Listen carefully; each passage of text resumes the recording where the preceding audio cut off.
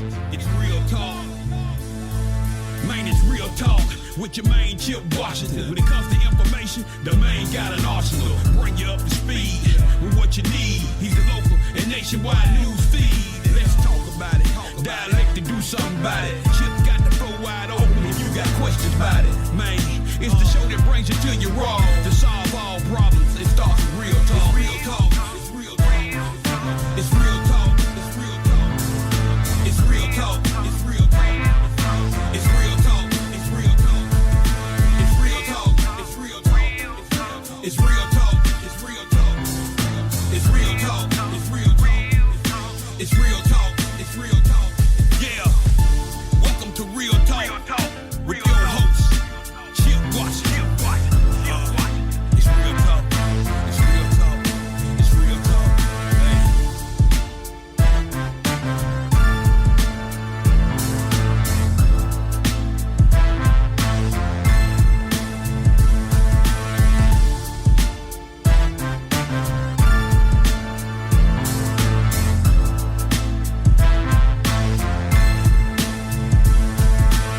And here we go. On this Monday, a nice, beautiful Monday evening. It is in the city.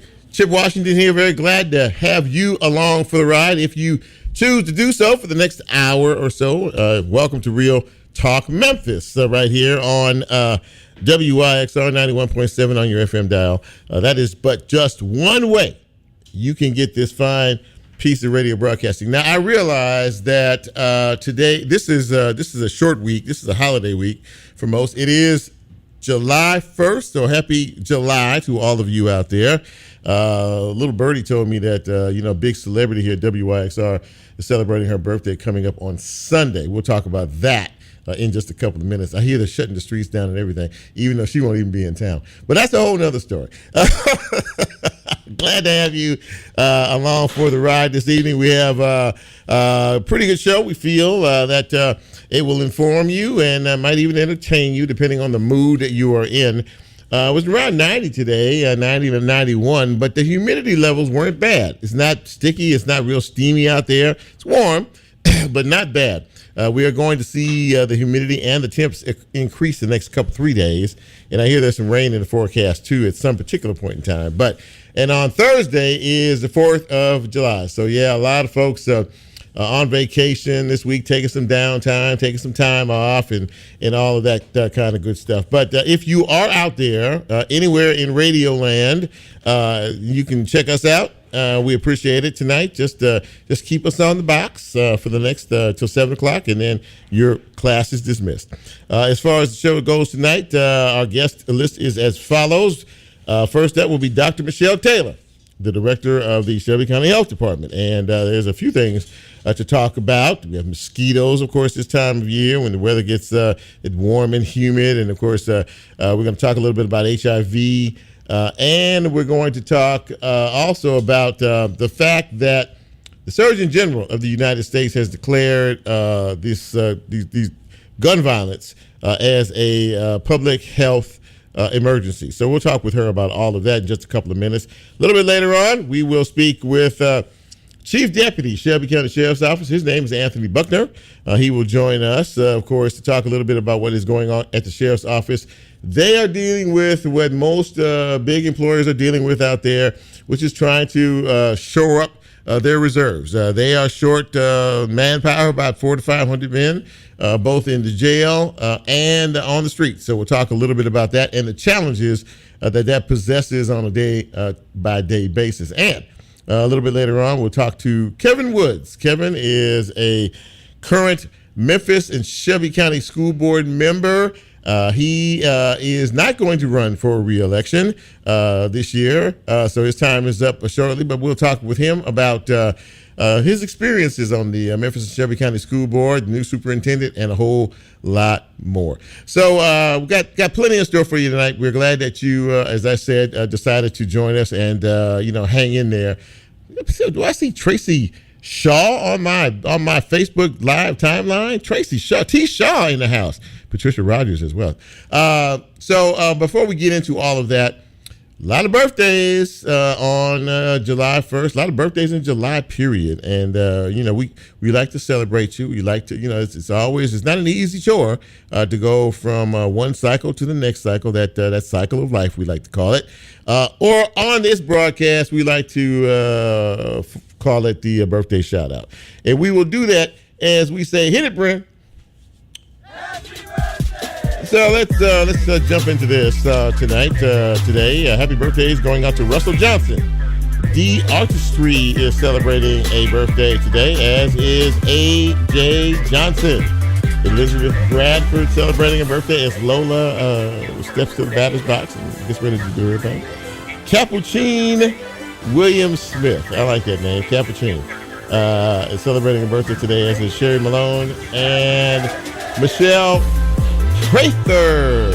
Lola. Happy birthday to my niece, whose birthday was on yesterday. Happy birthday to my good cousin, Vincent Robinson. That is Bumpsy, yes, the producer. His birthday is on today. Happy birthday to my good friend Tangi. Her birthday is on the 4th. Cancers, we are in the streets. And now, wait a minute. Before you go, little birdie, well, actually, the birdie that you just heard, told the whole world that her birthday is coming up on Sunday.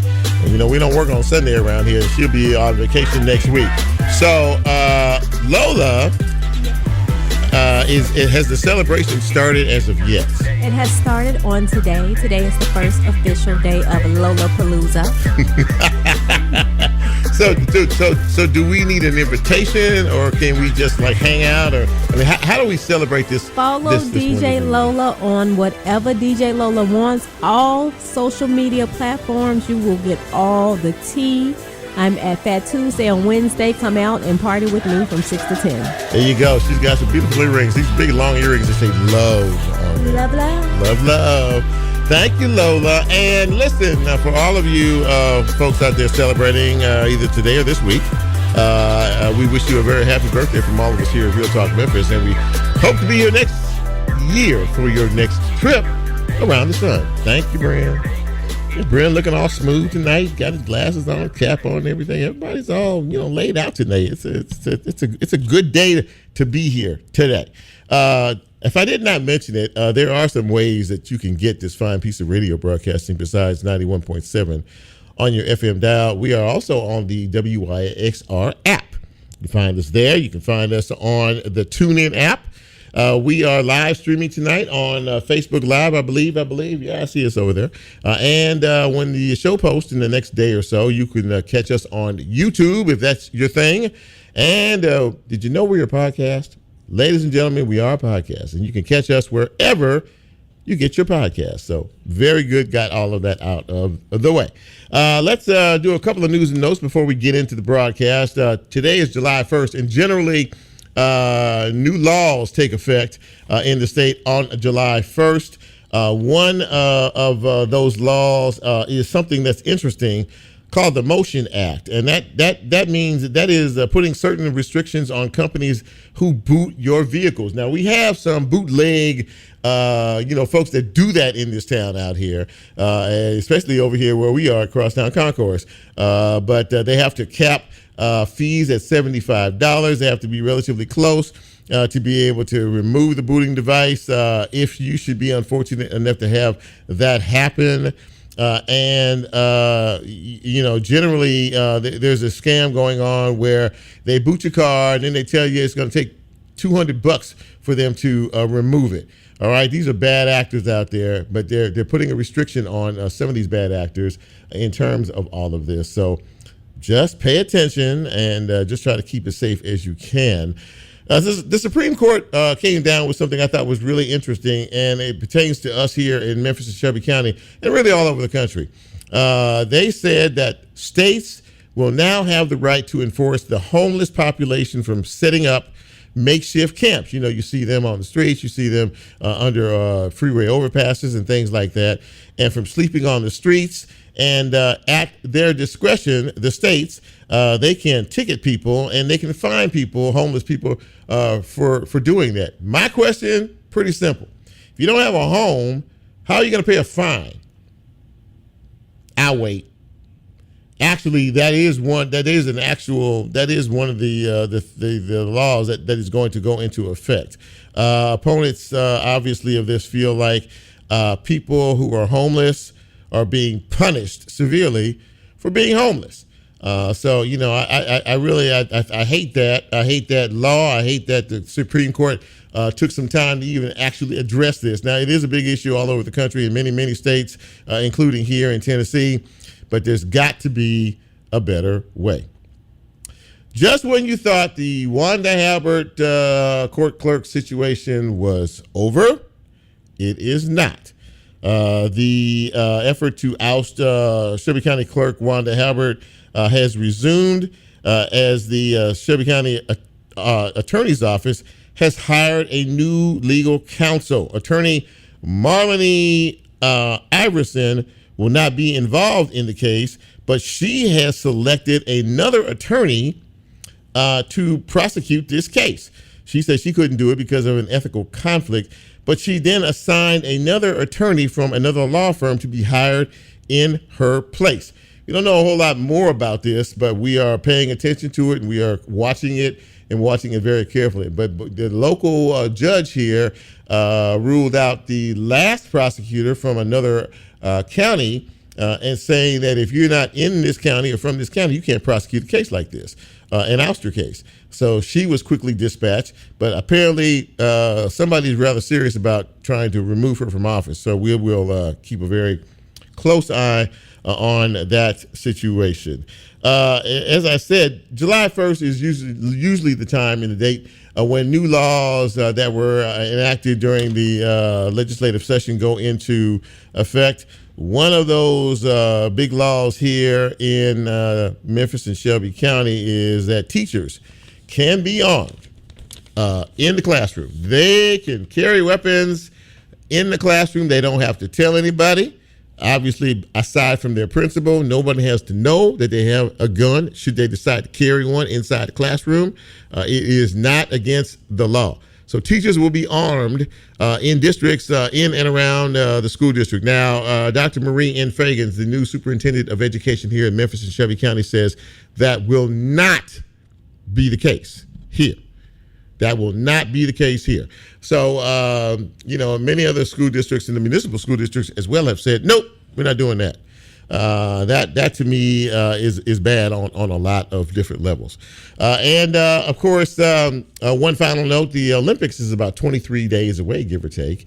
Last night, the gymnastics folks competed, and we have a team there, of course, led by our superstar gymnast. We all know who she is.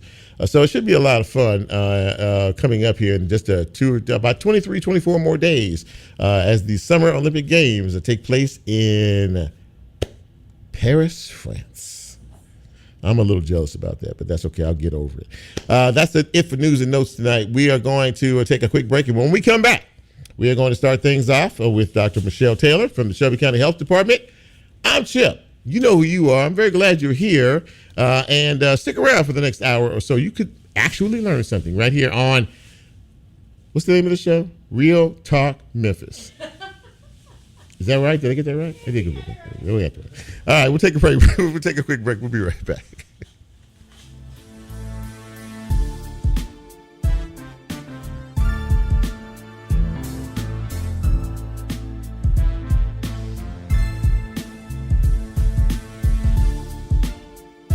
If you like Real Talk, here's a way you can get involved. Do you have a show topic idea or suggestion? Want to be considered a guest or have a guest idea? Then send Chip a message on his Real Talk show page and you can be a part of the Real Talk experience. So as he always says, go out and tell somebody. We'll be right back.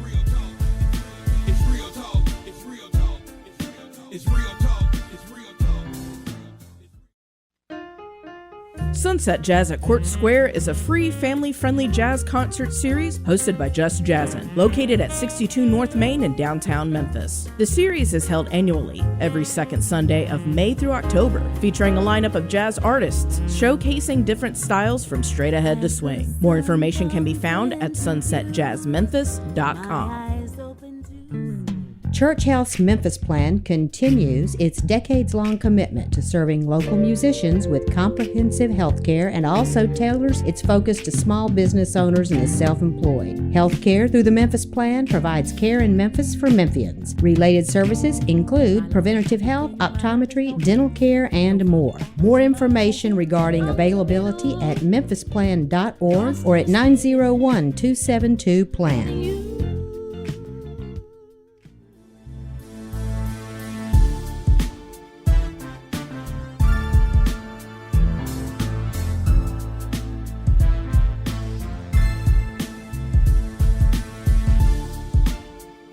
Get Real Talk on the TuneIn mobile app under WYXR, and he's now streaming live on Facebook. And you can also catch a rebroadcast on YouTube. Just put WYXR in the search box and hit subscribe. Now back to more Real Talk with Chip Washington.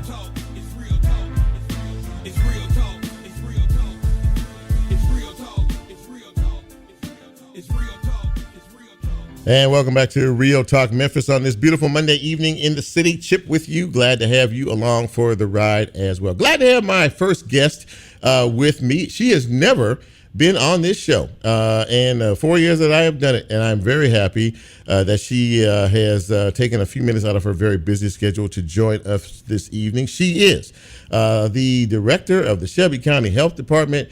Ladies and gentlemen, Dr. Michelle Taylor. And Dr. T, it's great to see you. How you doing?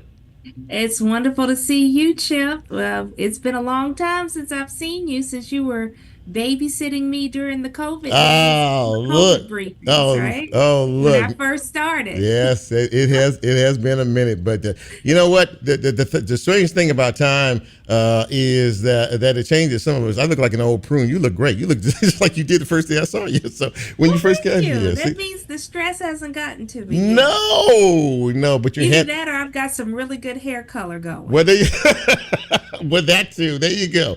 Well, listen, it's great. It's great to see you, and it's great to have you. So, a few things I want to talk about as we, move through this another summer season. Of course, the first thing is this time of year, many of us are dealing with mosquitoes.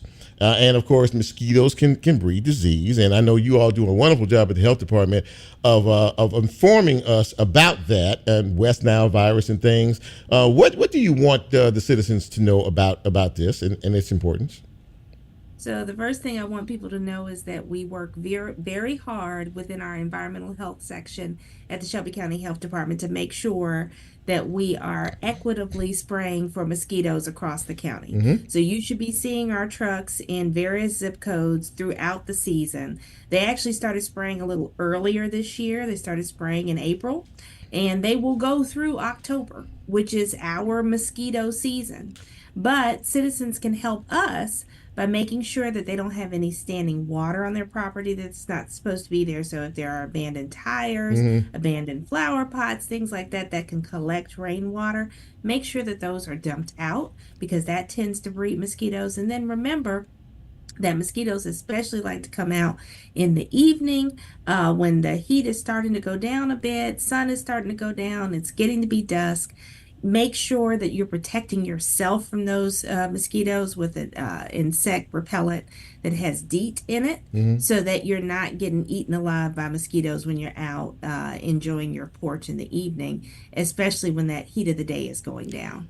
But we're in this together. It's a lot better than it used to be. I always like to tell people the story that actually the Shelby County Health Department was created in 1838, and a big reason for that was because we had yellow fever. We had a yellow fever epidemic, and yellow fever is caused by mosquitoes. And so we've come a long way since then. Okay. We don't have that kind of thing in our area anymore, but we still have a mosquito problem, and mosquitoes can spread certain diseases, especially West Nile virus in these days and times. So it's really important to protect yourself and to do the things on your property to make sure that you're not breeding more mosquitoes. There you go. Absolutely that. And of course, one of the other things that I was trying to get you during that time, but you were pretty busy.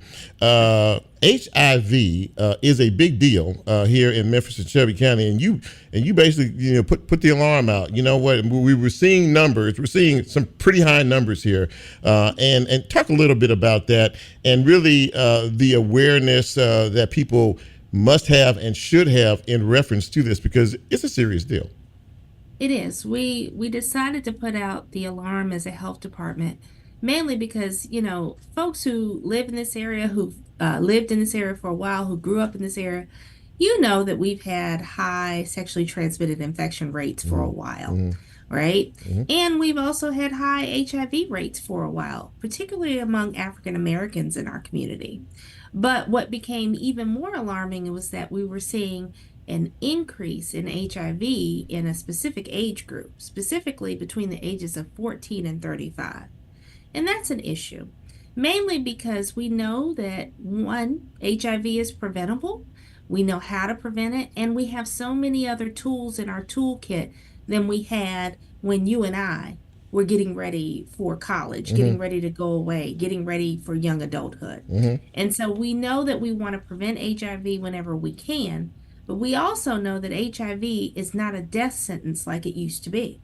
And so if you do find that you are positive for HIV, most folks can take a pill once a day and be fine. And once they're virally suppressed, meaning that the viral count is low, then they can't transmit HIV to other people.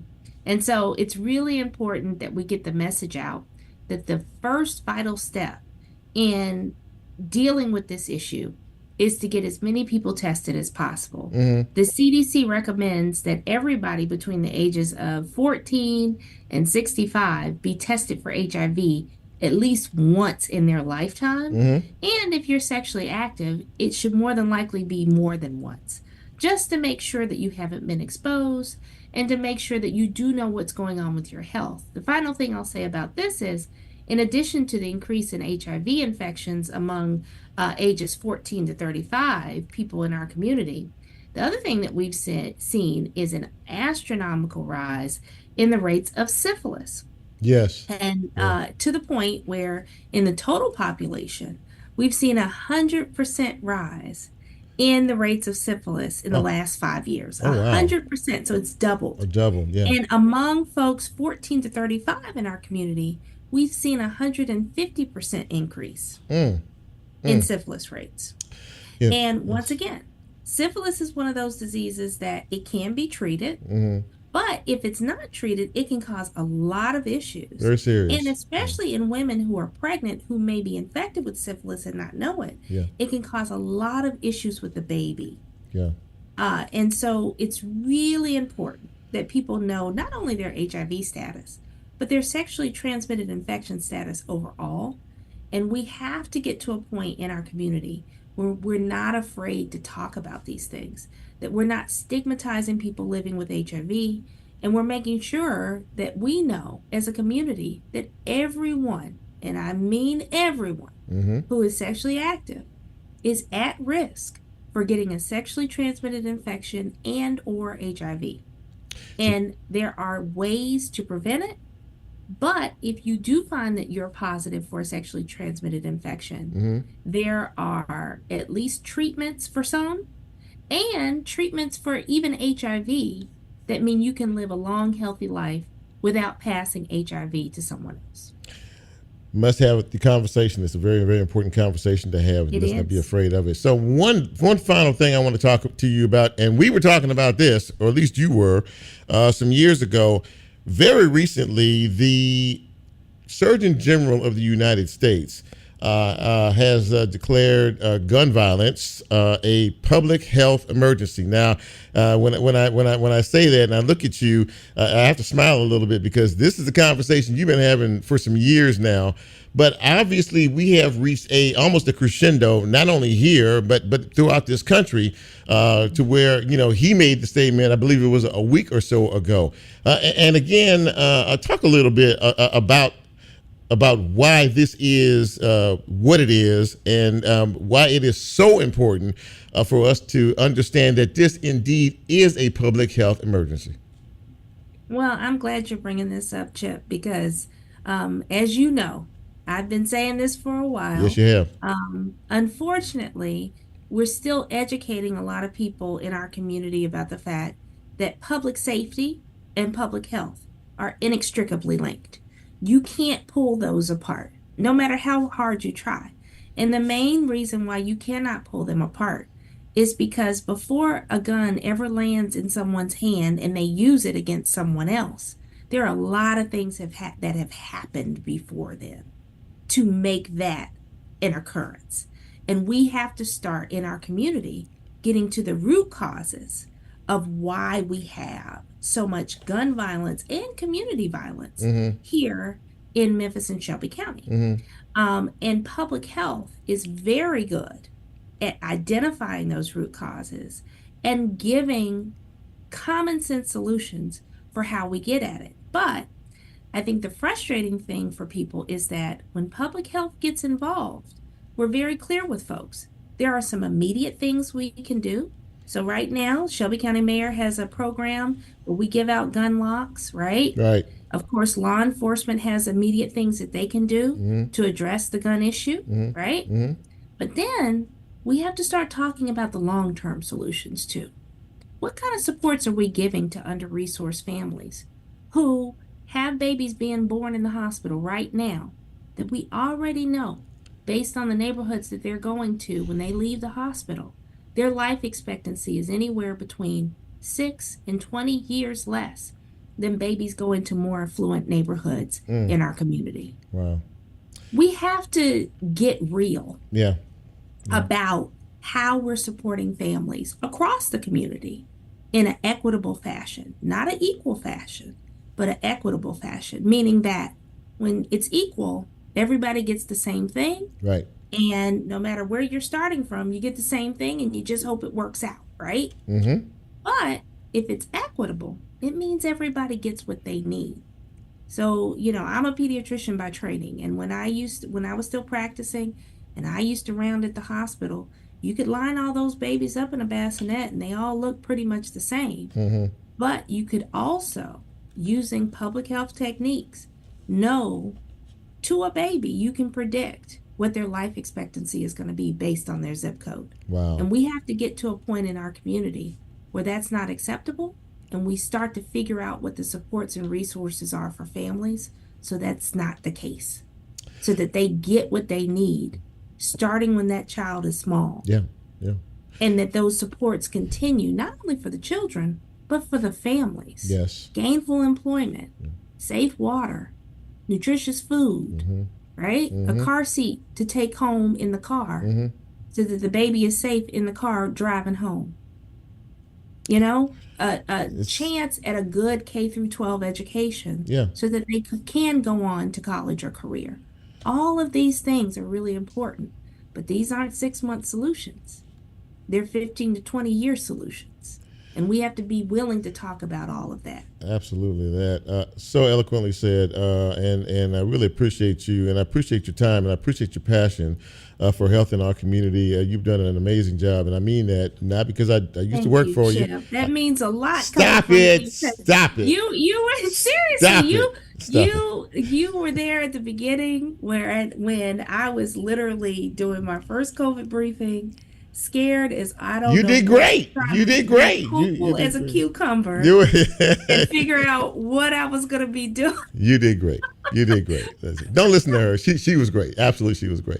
Dr. Michelle Taylor, Director of the Shelby County Health Department. It's great to see you, Michelle. Thank you so much for taking the time. You too. And hopefully you'll have me on again before the next 3 years. We will have you on before you. Joan, take a memo. We'll have to have her back on between now and the next 3 years. Thank you, Dr. T. I really appreciate you. Good to see you again. Thank you so much. Thanks, Chip. All right. Bye-bye. Bye-bye now. A great conversation there with Dr. Michelle Taylor from the Health Department. She spoke a lot of truth, ladies and gentlemen. We can't stay silent about things that we need to speak more volumes about. Absolutely. Let's take a break, and when we come back, We will sort of continue the theme a little bit here in reference to public safety on this beautiful Monday evening edition of Real Talk Memphis. I'm Chip. We'll take a quick break. We'll be right back.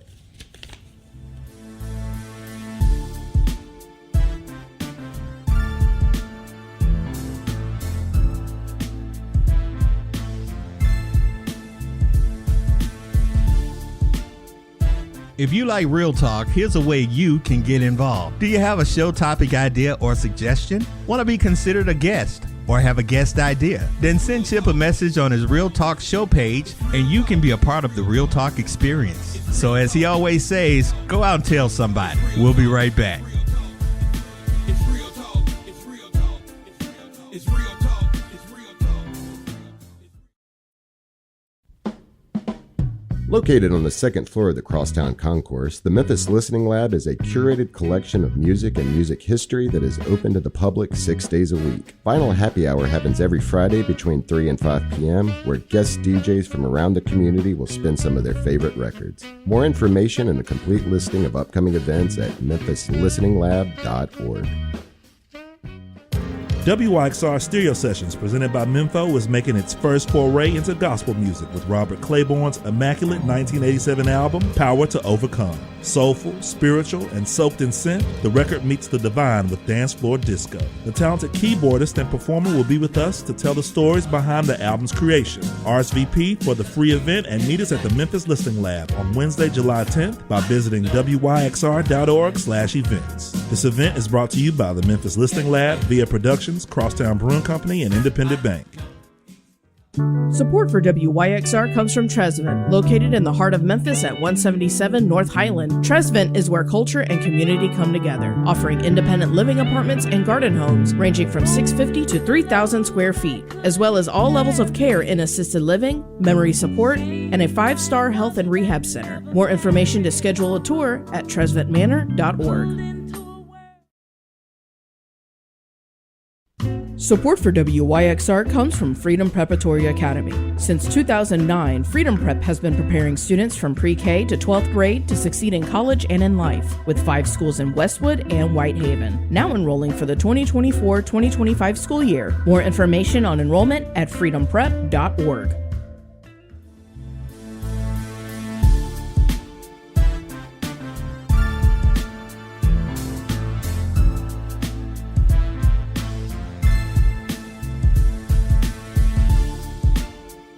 Get Real Talk on the TuneIn mobile app under WYXR, and he's now streaming live on Facebook. And you can also catch a rebroadcast on YouTube. Just put WYXR in the search box and hit subscribe.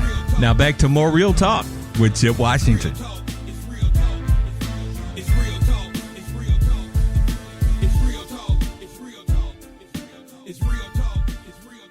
And welcome back to Real Talk Memphis on this beautiful Monday evening in the city. Chip with you. I'm glad to see you all with us this evening. And I'm glad to have my next guest with us as well. I have known this young man for several years now. He is currently the chief deputy of the Shelby County Sheriff's Office. Now, for the uninformed, the chief deputy runs the day-to-day operations of the sheriff's office under Sheriff Floyd Buckner. He is Anthony Buckner, and it is good to see you, my friend. How are you tonight? Oh, I'm doing absolutely well, Chip. How are you? I'm doing good, man. It's always good to see you, and glad you can make some time for us this evening. Now, you know, my first conversation was with Dr. Michelle Taylor from the Health Department. Of course, I know you know who she is, and one of the things that we talked about was a recent issuance by the Surgeon General of the United States that categorizes gun violence as a public health emergency.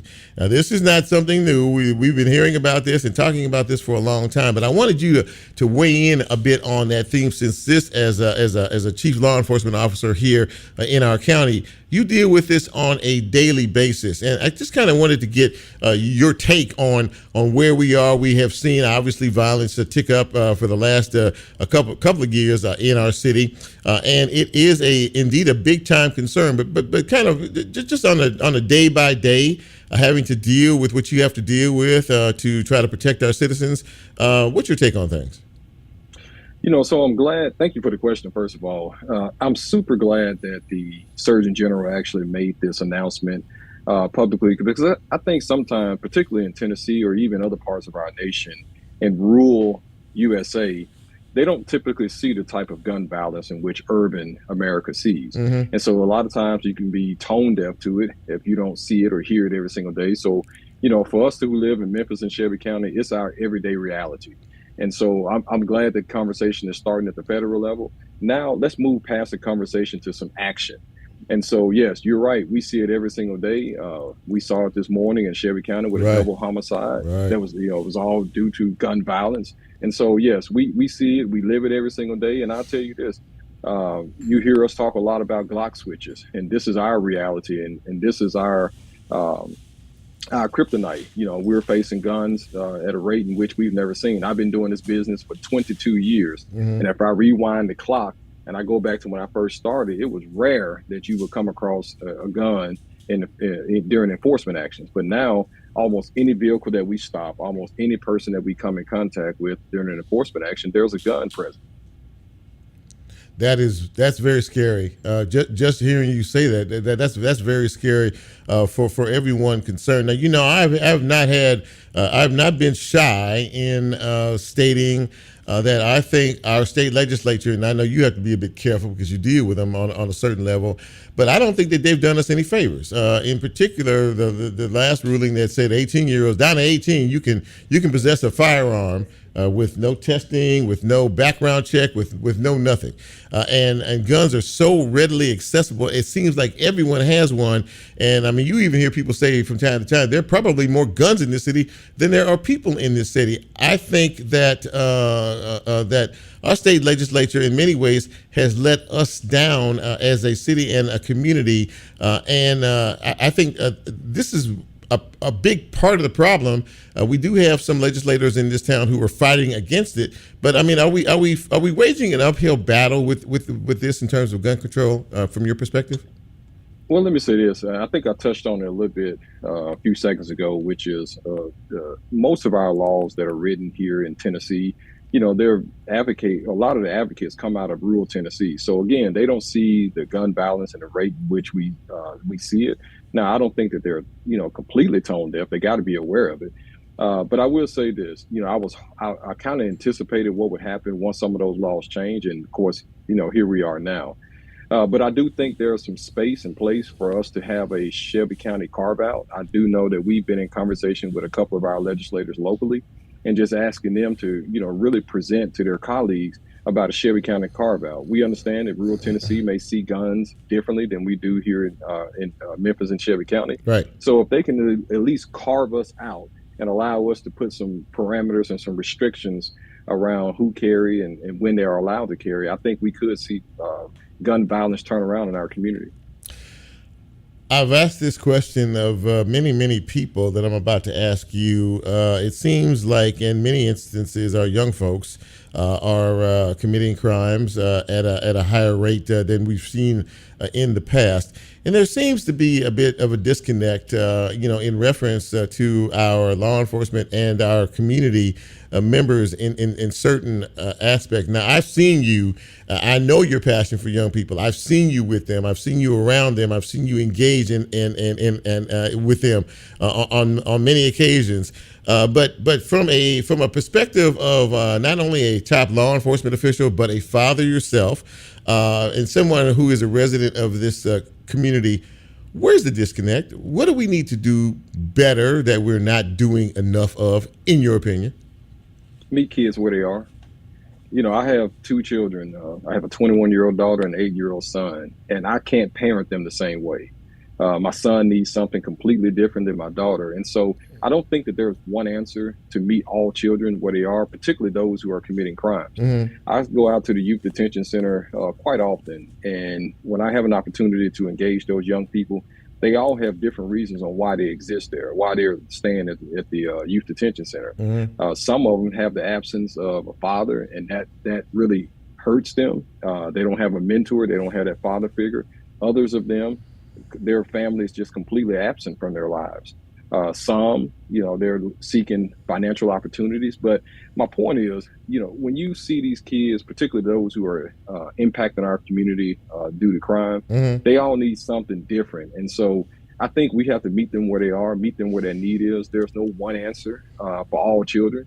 Like I told you, when I bring it locally just to my house, my 2 kids need something completely different from me, the father. Well, that's a very interesting taking perspective on that. And a couple of minutes I have left. I'm sorry, were you going to say something? Go ahead. Yeah, and I'd say one more thing. I think we also have to be probably aggressive in providing solutions for parents. There are some parents out there who really want to raise their children the right way, but because of reasons out of their control at this point, they just feel helpless. So I think we got to be a community that can connect those parents who are sounding the alarm for that mom or dad that says, you know what, I am at my wit's end. I've done all I can do. I need some help. And I think we have to do a pretty good job at better job at trying to connect them with the resources in which they need to get their child on the right track. One thing that we have heard a lot about, and not just from your agency, but several agencies, is staffing.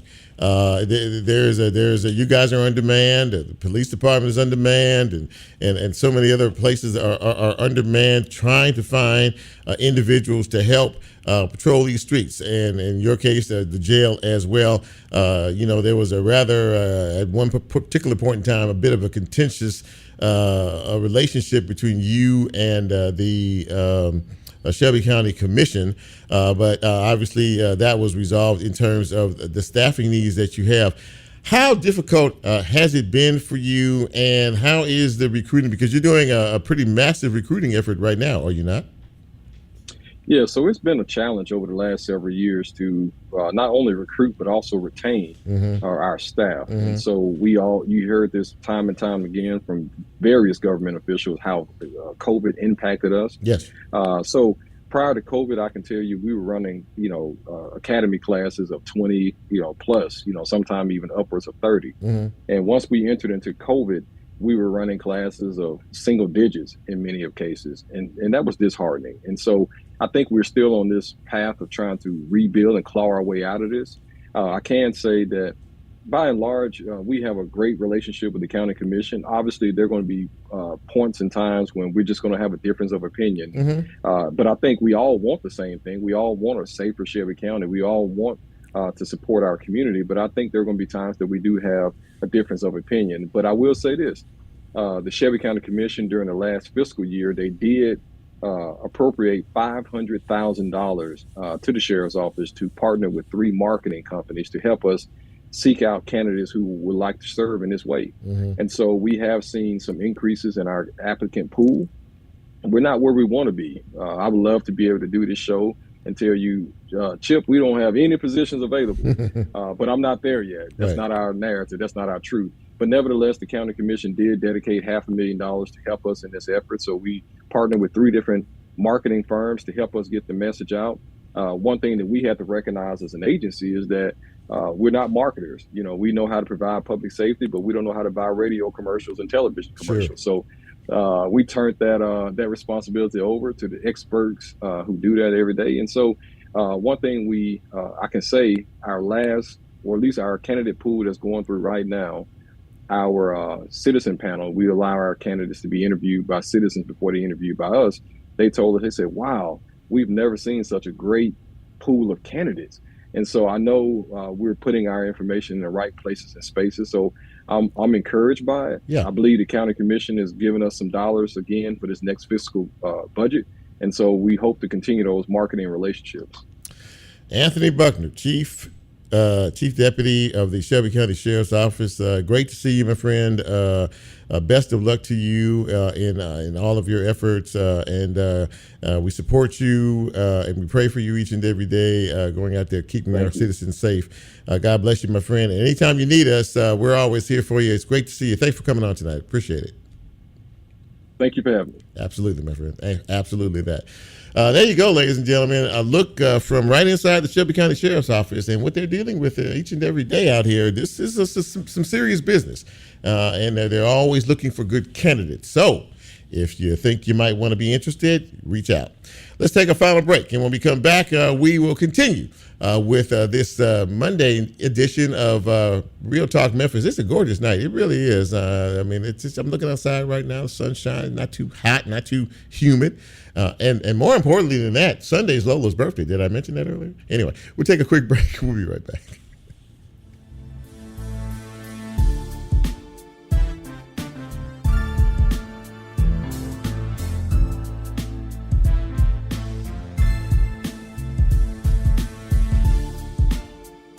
If you like Real Talk, here's a way you can get involved. Do you have a show topic idea or suggestion? Want to be considered a guest or have a guest idea? Then send Chip a message on his Real Talk show page and you can be a part of the Real Talk experience. So as he always says, go out and tell somebody. We'll be right back.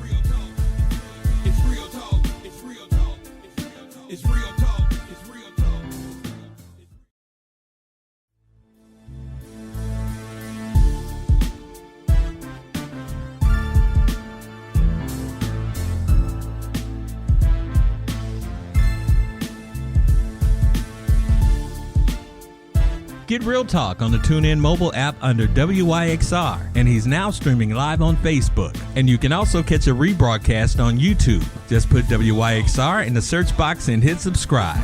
Now back to more Real Talk with Chip Washington.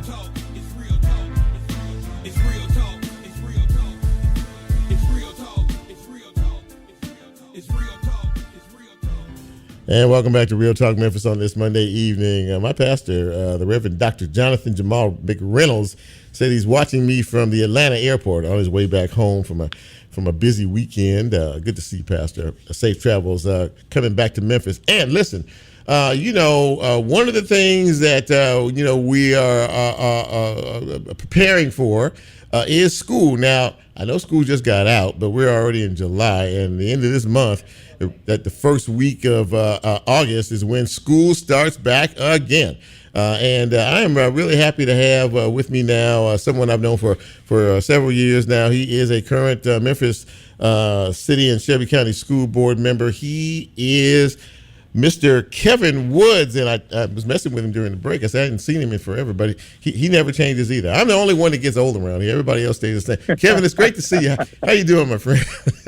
It's great to see you. It's great to be on the show with you. You still looking just as good as always, man. So don't stop giving yourself a hard time. Lies. But listen, but excellent to have you on. So listen, it's been quite the ride.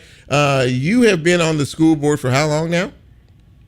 So I'm wrapping up my third term. So the worst kept secret, I'm not seeking re-election. I have served 3 terms, originally serving 2 terms, but due to COVID, decided to stick around after the 2020 year and committed to not running for re-election and passing the torch. So I'll be done come August. Wow, yeah, and there are, I think, 5 seats up for grabs. I believe there's 20 people running for 5 seats, so it's a pretty crowded field. But as far as you're concerned, and I mean, look, your dedication to education and dedication to young folks is really unmatched as far as I'm concerned. I've known you for a long time in that vein, and I've always admired you for it.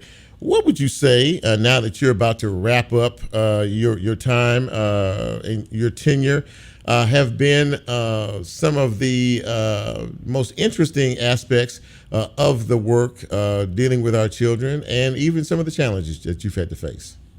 No, I appreciate that. So, I think when you're first running for re-election, you start off wanting to say, I'm the new face that want to come in and shake things up, right? And then what you realize is that you are part of a district that's serving 100,000 plus kids. Yes. As you see now, at the time, $1 billion, but now approaching $2 billion oversight.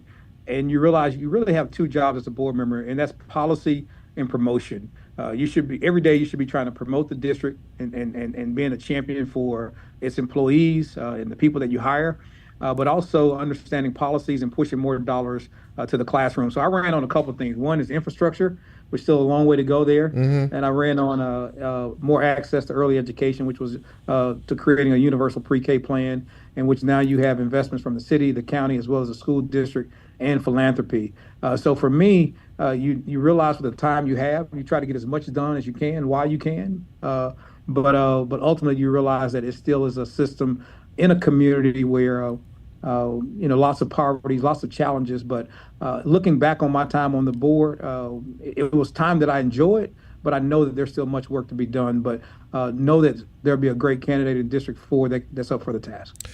You just recently passed a $1.8 billion budget, which you alluded to, almost $2 billion. And of course, there are a lot of challenges within the district itself. I think all of us know that. Aging infrastructure, which you mentioned as well.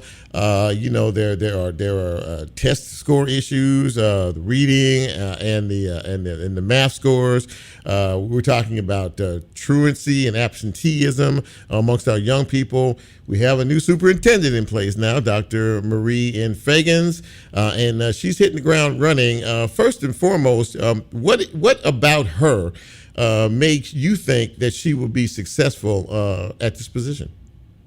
That's a great question. So the first thing I'll say is, like Dr. Fagan, I was a big proponent of pushing more and more resources to the classroom. Yes, which was she mentioned in her interview process. She also we asked tough questions. I think I belabored the conversation, particularly around budget experience and her ability to handle the eclipsing of the ESSER funding, knowing that we would be seeing those dollars sunset. She didn't apologize about knowing that she would have to make tough decisions sooner than later. She would have to deal with an aging infrastructure and figure out how to get additional funding to support these buildings. Many of them hadn't been updated in 30, 40 years, right? So she has taken a playbook that I think predated her. She's added some plays that she wants to run. She's built a team that I think that's reflective of Memphis talent, while also being able to recruit outsiders to the district as well. This is a partnership. This is one in which the board has to stand by the one employee that we have, which is the superintendent. She's clearly able to communicate a message and galvanize a community. And the board plans to walk alongside her to make sure that we actually deliver outcomes for the big bets that she's making. One of the big issues that we are all aware of is the fact that she's making some moves and transitioning inside, especially in the central office, moving some of those folks out and giving them the option to go back into the classroom, because she keeps talking like you do about our kids, and they're the ones that are suffering because we don't have the teachers in the classrooms to be the qualified teachers in the classrooms to be able to teach them. I know that has been a concern of yours. And she's making some moves right now, but this is still going to be a major challenge as school is just a few weeks away. Are you how confident are you in reference to being able to maybe kind of shorten that perspective in terms of the number of qualified teachers in the classroom versus so many students without qualified teachers this year? Yeah, well, first of all, I think in order to solve those type of problems, you have to acknowledge that it is a challenge. Mm-hmm. So she said since day one as a teacher, and I think she often says always a teacher, that she is committed to making sure that each classroom has a qualified teacher. Ambitious goals around wanting to make sure that we have 100% certified teachers in the classrooms day one. She acknowledges that it's an ambitious goal, but she's also indicated that she's not surprised by the numbers that we're seeing. When we first merged the district, we saw vacancies as high as 1,500 vacancies. So Dr. Fagan's commitment to pushing those resources back to the classroom, giving principals and teachers what they need, one being additional compensation. Mm-hmm. She believes that if you can then encourage folks through excitement that this is a job worth having, that more and more people will show up ready to teach our kids, with the understanding, though, that it's still a big challenge that we're seeing across the nation, where the teaching profession must be shown that it is one that's worth taking on and worth attracting talent to. Because right now, if you look at the pipeline Mm-hmm. of those folks that are pursuing the education field, Mm-hmm. we're going to continue to see challenges to be able to fill that pipeline. So what I will say to you is that she's committed to addressing that challenge, but we're going to have to support her, and by passing a budget, which we did, that pays teacher $50,000 year one, which is unprecedented. That's big. And also, That's big, yeah. and also creating the additional pipelines for talent, so people are actually going into the field of education. Is teaching, in your perspective and what you've seen on the board for these many years, is it as honored a profession, Kevin, as it once was back in the day? I know times change, people change, things change, but I mean, is it still as honored a profession as it once was, in your opinion? It's a great question. So let's go back to let's own the challenge and how we got here, right? So I was on the board when we had to make financial cuts, and too often those cuts were at the classroom level, right? So if we had to make budget cuts, we increased the size of classrooms, we took resources from schools. So I don't think teachers actually ran to central office to get away from the teaching profession. It actually became a safe haven for educators, because they knew that every year they were facing possible cuts. And teachers would find themselves out of work. So I think once teachers start to see that, I can earn a living here. I mean, I believe education created the middle class, particularly for many Black families. And so I think what we have to do is shine a bright light.